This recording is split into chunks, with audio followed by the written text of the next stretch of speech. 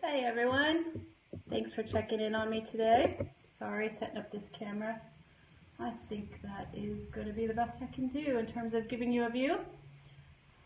Welcome, like I said, it's demo day here for TrishTime, and I wanted to, sorry, somebody just stopped at my door. That was a surprise. Nonetheless, here we go. Wanted to give you an update about EKits, which, if you're not aware, is a quarterly subscription-based program that arrives on your doorstep materials every day. But as well, there are videos that now will be, the second quarter will be run through a Facebook group. Hallelujah. It's working much better. And then also once a month live time. And the intention of EKits is to give you a workshop in a box for the most part. So we go through the process of A, having materials, B, getting instruction, and then C, having discussion, question and answer, and troubleshooting. All three of those elements, which are found in a workshop, are experienced through the EKits program via, of course, the package delivery, the video instruction, and then the live time. And my purpose in doing that, in designing this program, was to bring encaustic to, make accessible encaustic advanced techniques to a wider audience who couldn't necessarily find a workshop of this sort in their own vicinity or travel somewhere where they could find it. So it's been a lot of fun. The first quarter was definitely trial and error. I knew that was going to be the case. This second quarter is looking a whole lot brighter with upgrades to the technological tools we're going to be using. But specifically, this second quarter, so it'll be April, May, and June, are about work on paper. And the way this is strategized is that you first get your first delivery in that first month of April will be setting up materials. It will be materials and you'll set those up and it'll take you through the process to a certain point. And then we'll Q&A and strategize those techniques, those first initial techniques to a certain point. And then the second month, you'll get delivery on more product that will add to the process. And then finally in the third, kind of not necessarily tie up the whole process, but be the completion step, as it were, for that particular quarter. And in running it over 3 quarters rather than, say, 3 days in 1 week, which would be more typical of a workshop, I'm hoping to have everybody involved, or the intention was to have everybody involved, run it at their own pace, so that you can still have, of course, all your other things ongoing, life, as it were, if not creativity, but also, to take it at your own pace and anticipate, if you will, what next month brings. So that's the design format. That's what it's all about. Like I said, I look forward to the second quarter where things have been upgraded and finessed. And what you're seeing in front of you on the video is a little sample of what that first kit delivery will look like without the beautiful box it comes in. So something to anticipate. I wanted to share it with you just to put it into words what the EKits program is all about, because I can't really get this written all on the site. It just doesn't make sense and it's too much information. So an opportunity to share it a bit further with you. I'm going to move these things aside now and do a really quick demo about color blending. And I use the term blending loosely because it's really not. Well, it is. It's just one of the dozens of ways of blending color, mixing color, if you will, in encaustic. So first and foremost, I think mixing or blending color in encaustic happens most easily on the palette. You really need to blend your colors if you want a true blend to create, a unique color. That needs to be done on the palette, because in truth, encaustic paint does not blend the way they would on the palette on the foundation, on the board you've created on. But what does happen is on the board is a, like I said, a blending, not a mixing, but a blending of the colors. And this technique, and I use that term loosely as well, comes to a lot of students who are learning the fusing process. So they are actually over fusing, taking it past that simply shiny state to a molten state, so that the waxes, the colors, the encaustic paints start to blend on the surface.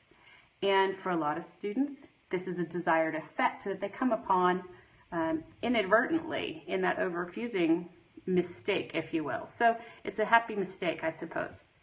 And I'm going to demonstrate it the best way I know how quickly, which is on this board that I've built up through dry brushing.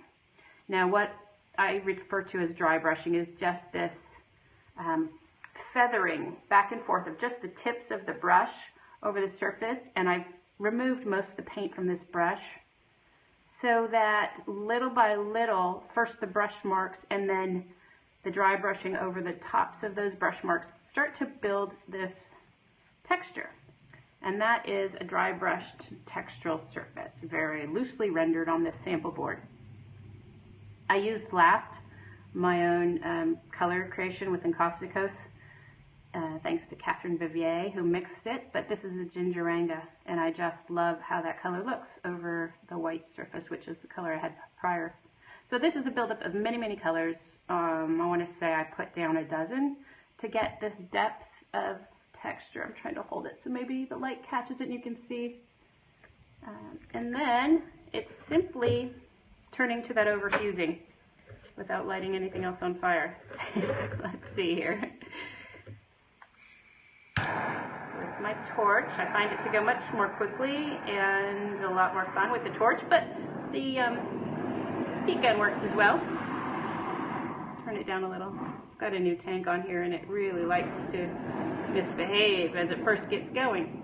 But I'm not sure you can tell, but look at how these colors start to blend. I'm going to turn it down and show you and then hit it once more. So just with that little bit of overfusing, my colors start to blend. Not necessarily meld together and create a new color, although some of that might be happening here just because of how I feathered all those layers on. But starting to blend and variegate, if you will. I'm going to do it a little bit more and then show you one more example. It exposes the underneath layers as well, especially if you've done this dry brushing technique. You get little pops of color rather than spots, if you will. You get little spots of color that peek through, which can be really exciting. Things I like to do, because I tend to paint smooth, so if I were to create this textural surface, I wouldn't leave it that way. It's just not indicative of my character and my practice in art and creativity. But sometimes what I'll do as well, because I can see there are going to be pops of color under here, I let this cool completely and then scrape it back a bit as well. And if it cools enough while I'm doing this next demo, I'll show you a bit of that. This is another board that I did a demo on earlier, so you can see it's rather flat in terms of the color example, but there's tons of variegation of color going on there. Just heaps of fun to put into a painting in a more deliberate way should you choose to. But if you haven't done that dry brushing and you still have a surface with a great deal of color going on, and some of this is pen pastel, some of it is graphite and charcoal. I've got paper under here as well. So in truth, what happens now is going to be a mystery to all of us. And I'm praying you don't see me on camera because I just got out of the shower, but oh well, pay the price. All right. A little bit more here. I'm just throwing color everywhere so that I can do this overfusing to something that isn't like that previous piece, which was dry brushed. It's just placement of color. And again, this is that mistake, happy mistake. It's overfusing, and you can see as it's painted in more of these sections this way, you can really deliberately move your paint and cause them to work together or create a new background or scenery, and then even go further. I try not to waste wax. I adore the colors and I adore the work that the bees have done, so I don't like to let things slide off and make a pooled mess, although I can save some of that.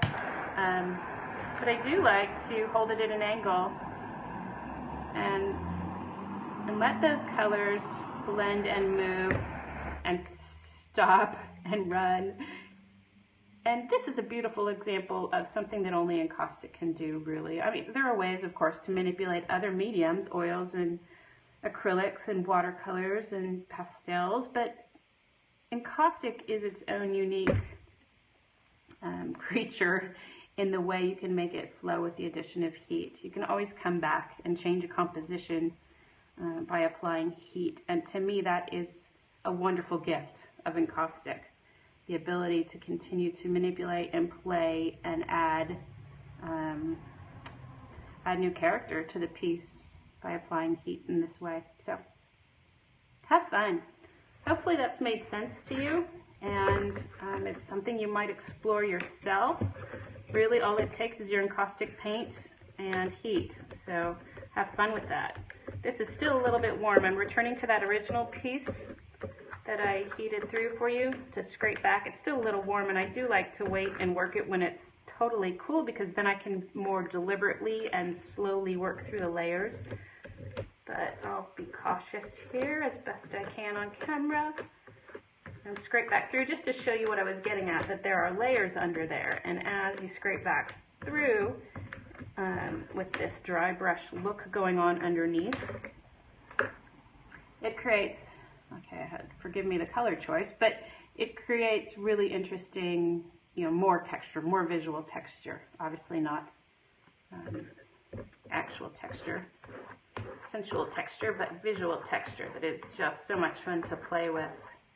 And keep in mind, of course, you can always tape off areas. You could have done this technique through stencils in order to really place these elements, if you will, of paint technique in your composition. So you don't have to do it like I do in demo, which is very willy-nilly and quick.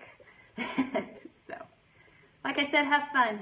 Next week I'm going to be exploring some different techniques on Wednesday. I will bring to you a few different demos that I've been enjoying, techniques that I've been enjoying. And on Saturday, I actually haven't checked in with my galleryist, but I think she'll be cool with this. I'm going to do a walkthrough of my gallery, New Additions. Look for them on Instagram and Facebook, of course, but on Instagram at, I think she's at New Additions Gallery. Look for her there, and I'm going to broadcast from there and show you the current show that's up and going to be featured for Gallery Hop next Friday. And I'll poke in on my own work that's there, show that off as well. I must. All right, enjoy your Wednesday, have fun with wax, and if it is where you are, like it is here, go outside. It's a beautiful day. Thanks, guys. Appreciate you being here.